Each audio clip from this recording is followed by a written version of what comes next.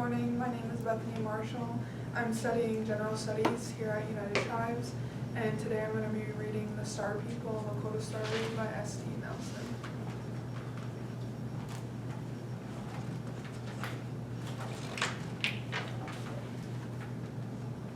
Young Wolf and I had wandered far across the prairie.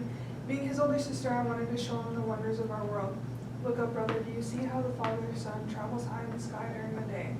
And see beneath our feet, Mother Earth is alive with growing things. My little brother looked for a long moment and said, Sister girl, I cannot see our village anymore. Let's stay for just a while longer, Young Wolf, I said, then we will go back. We sat in the dry, sweet-smelling grass, watching the clouds drift overhead. Young Wolf pointed and said, Sister girl, that cloud looks like a buffalo's head. We both laughed with amusement. There's an eagle, I cried. And horses, said Young Wolf. The cloud spirits are playing above us, I told my brother. Sometimes they take the shapes of animals or people. The clouds are alive and we call them the cloud people. As the cloud people changed their shapes, the face of a woman emerged. Look, my brother gasped. Grandmother, Elk-Tooth Woman had died that spring and we missed her very much.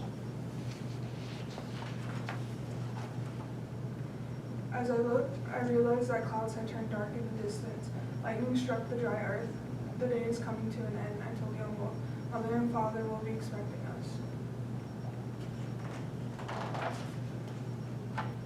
Overhead, birds cried, rabbits, deer, and other animals bounded past. There were eyes wide with fear something was terribly wrong. I smell smoke, said Young Wolf, a prairie fire. We joined the fleeing creatures and ran for our lives. Mother, father, we cried, but our voices could not be heard above the roaring fire. And we had wandered so far from our village, the flames were catching up to us. The smoke made it impossible to see. I stumbled down a hill, and Young Wolf fell behind me. Rolling down the hill, I despaired we would never see our home again, or our mother and father. And the next moment, we were in water. Water, in the blinding smoke, we had fallen into a stream. Come on, I cried to Young Wolf as I pulled him deeper. We clutched each other and hunched down, only our heads had poked above the water. The fire leaped from bank to bank. Angry flames flew just over our heads. Sparks and ash fell on us, but we were not harmed. Then the fire was past us, flashing to nothing in the distance. Look, brother, I said to Young Wolf, who was softly crying. We were safe, be glad. The fire did not catch us. I coaxed him out of the water and up the bank. A strange blackened land stretched before us.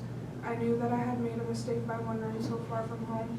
Now I had no idea how to find our village, and the dark of night was near. I tried not to cry, but tears came to my eyes as I comforted my brother.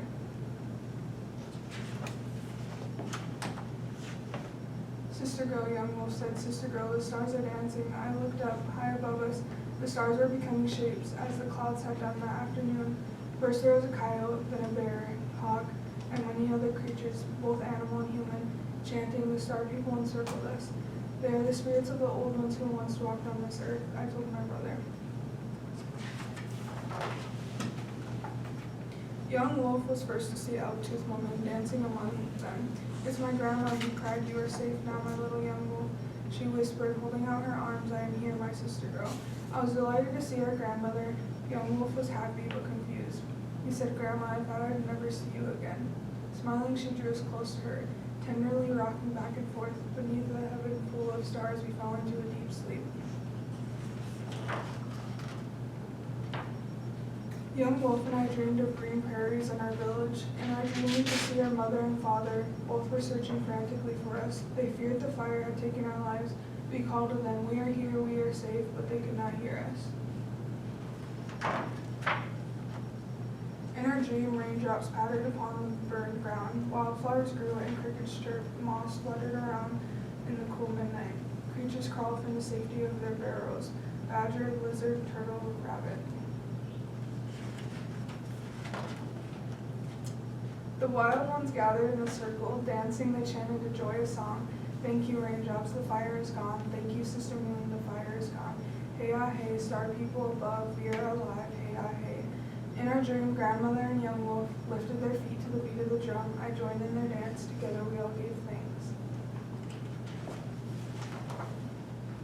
In the morning we are awoke. I felt an emptiness in my heart. I missed our parents. Young Wolf felt the emptiness of his stomach. I'm hungry, he said. Elk-Tooth Woman laughed. She took us to a place where berry bushes had escaped the fire. We ate our fill, then grandmother said she would take us home. We traveled a long time across the barren land. In places there were flowers and green grass, untouched by the fire. That was a sign of hope. Finally, we came to a hilltop. Looking down, Young Wolf howled, "There is our village." I turned to grandmother. "Our mother and father will be so happy to see you again." She shook her head. "I can go no further. I must return to my home in the sky." Young Wolf clutched Elk-Tooth Woman and would not let her go. Tears streamed down his round cheeks. I pleaded with her to stay. Drawing away from us, grandmother smiled and said, "Don't worry, my sister girl, my Young Wolf. I will always be with you. The star people are always with you. Look up and you will see me among the stars." So Young Wolf and I returned home safely. Our parents wept with joy to see their children, and then they were very angry with us for wandering so far from home. But ever after, when my little brother and I walked beneath the star-filled heavens, we felt comfort, for we know our grandmother and all the star people were watching